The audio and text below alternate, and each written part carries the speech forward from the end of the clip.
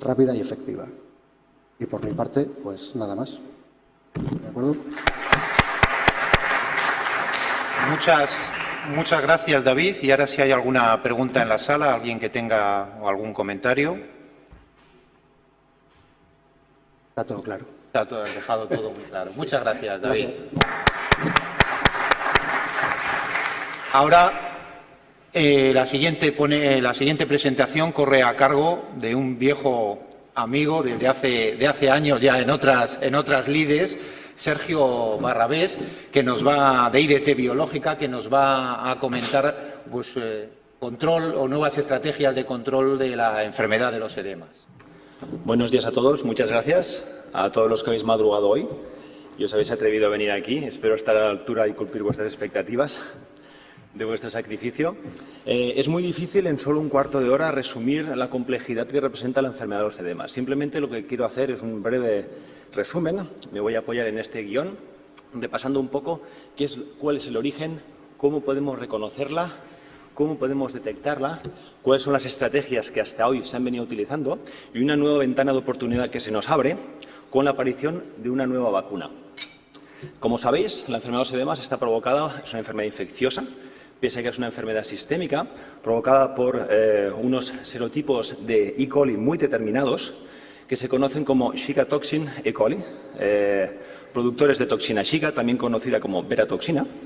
Estos tres serotipos son los serotipos más frecuentes que suelen producir esta toxina, que muchas veces va asociada al factor de adhesión F18, no siempre, en los estudios que hemos no siempre, como hemos demostrado en los estudios que hemos realizado recientemente, y a veces también acompañada de toxinas enterotóxicas, termolábiles y termoresistentes. La enfermedad de los edemas, como sabéis, suele aparecer, es una enfermedad post-destete y, como sabéis, suele manifestarse con unos edemas a nivel general muy reconocibles en las mucosas, pero que luego también afectan a todos los órganos internos. También podemos ver a veces pequeñas diarreas provocadas por la presencia de estas toxinas, que no siempre es necesario, pero puede darse. Por otro lado, los serotipos más frecuentemente son los conocidos como enterotóxicos, los cuales llevan asociados una serie de factores de virulencia en los cuales prestamos mucha atención cuando vamos a realizar detecciones analíticas para determinar el uso o no de esta nueva herramienta. Y como sabéis, los colis enterotóxicos tienen una acción patológica muy local a nivel intestinal que se manifiestan con diarreas. Quiero presentaros los resultados de una encuesta que hemos realizado recientemente, en el mes de septiembre, realizada por nuestros compañeros de 333 en la base de datos de veterinarios de porcino que ellos poseen. 112 encuestados respondieron completamente a nuestra encuesta y es de remarcar que el 68% coincidieron en atribuir a la presencia de Shiga toxina como el origen de esta enfermedad. Es de remarcar que un 20% lo atribuyeron a un mal manejo post-destete y un 12% lo atribuyeron a un mal manejo nutricional. Todo esto está relacionado, como sabéis, la enfermedad de los edemas. La presencia de Shiga toxina es un factor necesario, pero viene desencadenada por un accidente intestinal que puede provocarse por cualquier tipo de estrés. Es importante remarcar, ante la pregunta de qué importancia le atribuyen a la enfermedad de los edemas, en una escala de 1 a 5, 5 es muy importante, 33% respondieron con la máxima puntuación, 27% atribuyéndole un 4 y un 20% una 3, con lo cual podemos decir que para 3/4 partes de estos veterinarios la enfermedad de los edemas es un problema real, es un problema que sufren en su vida, en su labor diaria.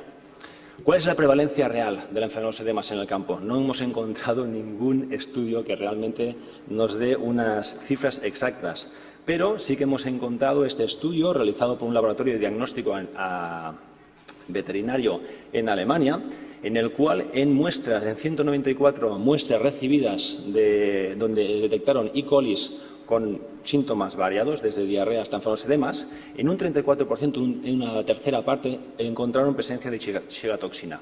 Por otro lado, un 23% encontraron las toxinas más frecuentes en los problemas diarreicos, las enterotoxinas termolábiles y termoresistentes, pero es de remarcar que un 43% de estas muestras no hubo presencia de estos factores de virulencia. Pues, lógicamente, puede haber otros, pero nos parece una información interesante. Ante la pregunta en nuestro terreno, ¿qué prevalencia clínica observan en las granjas que ellos controlan? Pues vemos que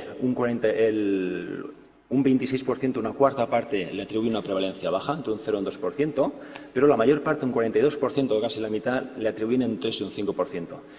Aprendemos en la facultad que es una enfermedad persistente, insidiosa, no muy prevalente, pero realmente donde está se hace notar. Es curioso que un 20% respondió entre un 6 y un 15%. Nosotros particularmente creemos que se sitúa entre esta ventanilla. ¿Cuál es la responsable de esta patología? La Shiga toxina. Aquí tenéis una representación en 3D de esta toxina. Os la quiero explicar porque es muy importante saber que esta toxina está formada por unidades. La subunidad A, que veis en amarillo, es la responsable del efecto tóxico. El efecto tóxico de la toxina Shiga es que destruye los capilares. ¿Cómo llega a esos capilares? La toxina Shiga tiene otra subunidad, la subunidad B, que le permite adherirse a los eritrocitos y viajar por el torrente sanguíneo. Por eso es una enfermedad sistémica y por eso llega a los capilares. Como os acordáis, cuando estudiamos esto en la facultad, la enfermedad de los edemas provocada por E. coli, el lechón, se suele infectar bien por su madre directamente, bien por sus compañeros de camada. El E. coli coloniza las vellosidades intestinales, ahí se multiplica y va produciendo una cierta cantidad de chigatoxina. La particularidad de la chigatoxina es que es capaz de atravesar la pared intestinal, llegar al torrente sanguíneo y, como os he dicho, viajar hasta donde provoca su efecto patogénico, hasta los capilares, donde produce una alteración en la permeabilidad y salida de líquidos. Por eso observamos los síntomas clínicos que todos reconocéis en terreno, esos muy evidentes edemas palpebrales, pero también una gran variedad de síntomas clínicos. Y aquí es realmente donde creo que está uno de los caballos de Troya de esta enfermedad, que se puede manifestar de forma muy diferente. Aquí podéis ver una manifestación típica, una manifestación de un brote de enfermedades edemas agudos, donde estos edemas llegan a provocar incluso un edema en las meninges, provocando estos síntomas nerviosos tan particulares. Muchas veces es difícil diferenciar entre las meningitis por estreptococos y las enfermedades de los edemas. He hablado con mucha gente, muchas veces nos limitamos a poner antibióticos para controlar y muchas veces no sabemos exactamente el qué. Es tan fácil como tomar la temperatura. La enfermedad de los edemas es una enfermedad sistémica y no provoca fiebre. Luego, cuando hacemos necropsias, observamos estas alteraciones tan típicas. En el mesocolon suele ser bastante evidente, pero podemos encontrar edemas en todas las serosas.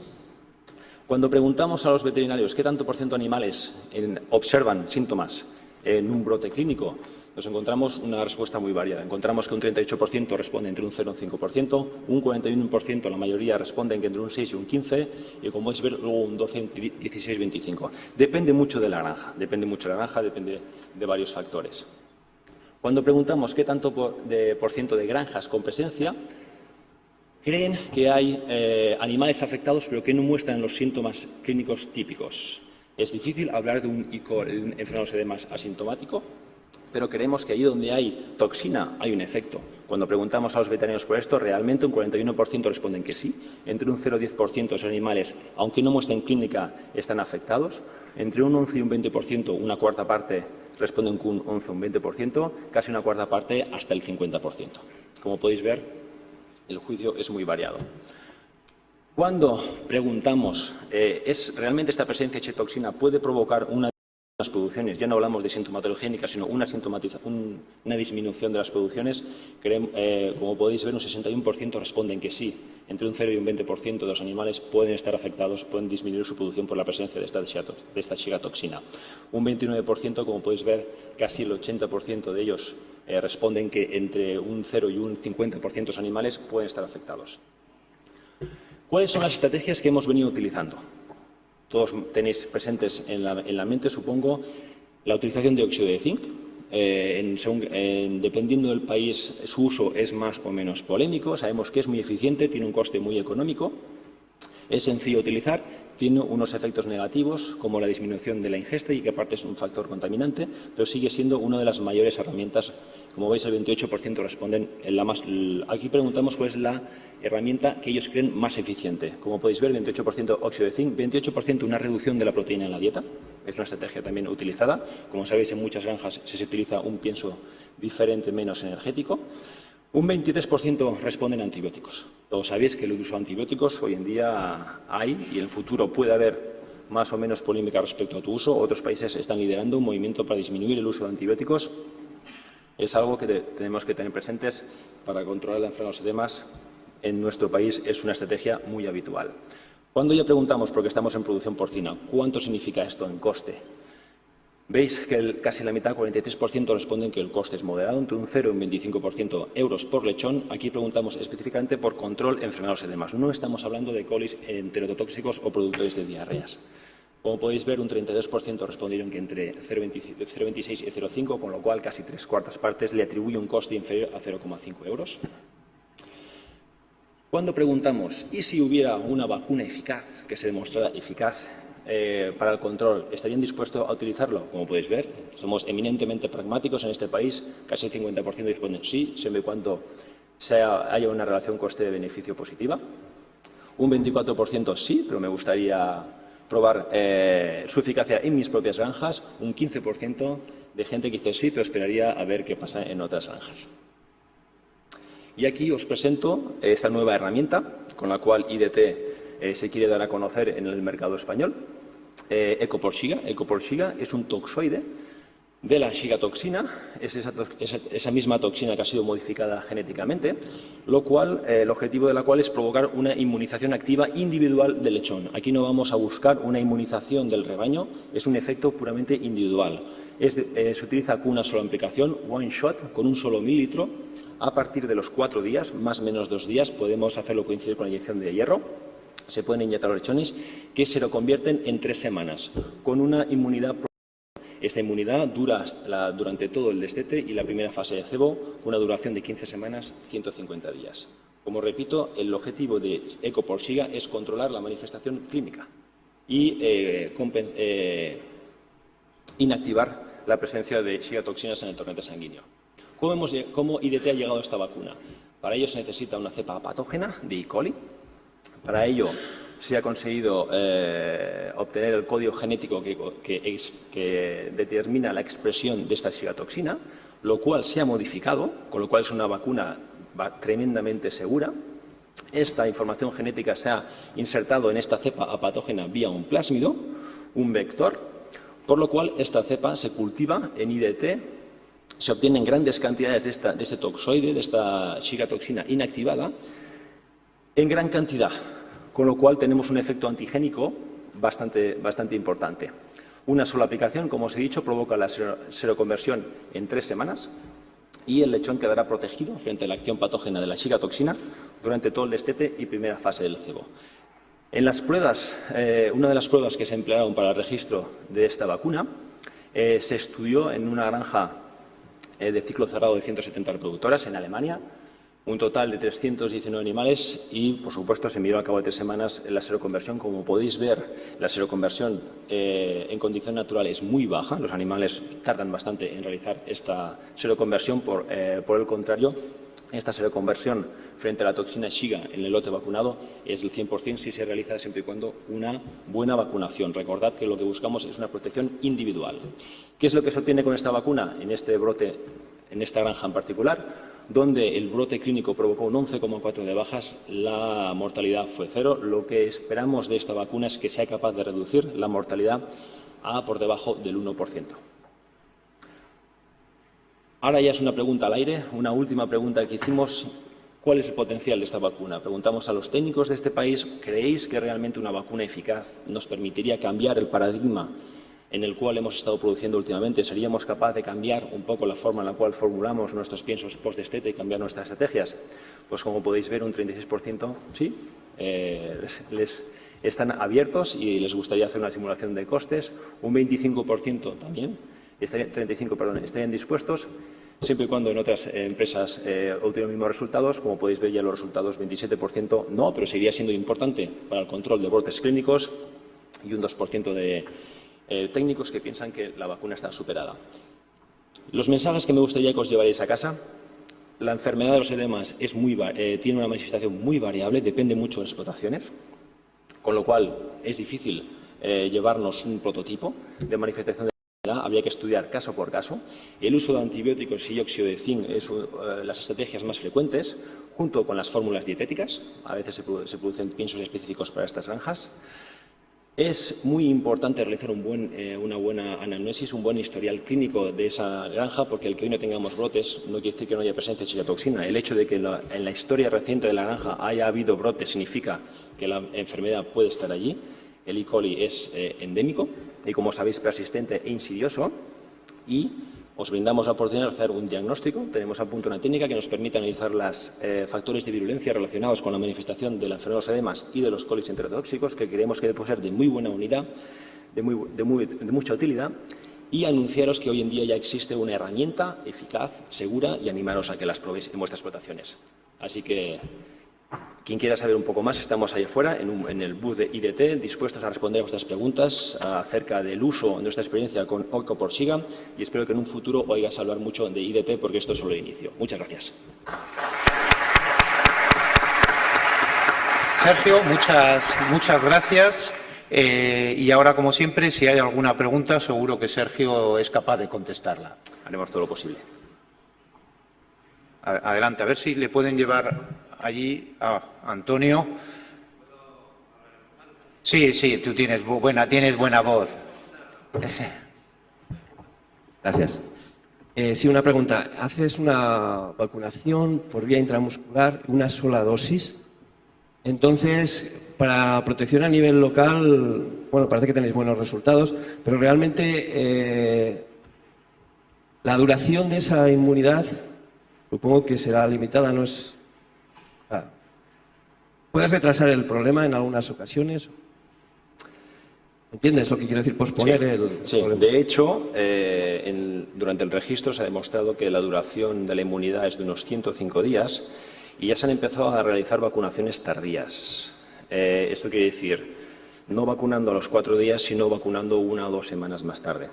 Creemos que esta ventana de protección, lógicamente, va a tener la misma duración. No sé si esa era tu pregunta. Y se ha respondido a ella. La cuestión es que, dices, no trabajas con la granja con la presión de infección, sino que trabajas a nivel individual. Sí. Haces una sola dosis, pero claro, el tema es que el coli actúa a nivel local, a nivel intestinal. Sí. Entonces, cuando se han hecho pruebas de vacunación frente a diarrea post-destete, han sido un fracaso, generalmente. Sin embargo, aquí parece que tenéis éxito. Sí. Prometedor. Sí. Y entonces, dices, haces una sola dosis, aunque no hay inmunidad maternal, pero realmente yo entiendo que puede ser la protección limitada. ¿Puede eso? ¿Existe un riesgo de que te aparezca el problema más tarde, después del periodo de protección? Sí. Imagínate, por ejemplo, en cerdos de ibérico, ¿vale? Es un caso extremo, ¿no? Buena pregunta. Gracias. En un principio no lo creo.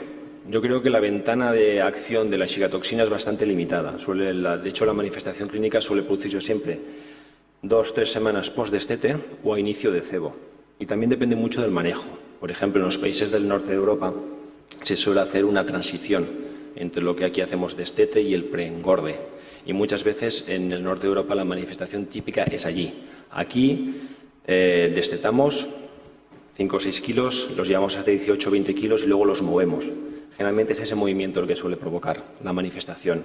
Entonces, creemos que con una inmunidad que dura 105 días, esa ventana la cubrimos largamente. Y, de hecho, lo que recomendaríamos es vacunar lo antes posible.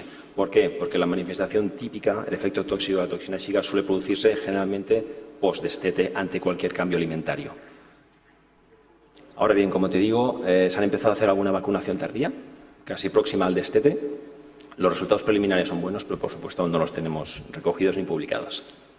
Y muy interesante nuestra, espero, futura experiencia en el cerdo ibérico, que como sabéis es muy particular.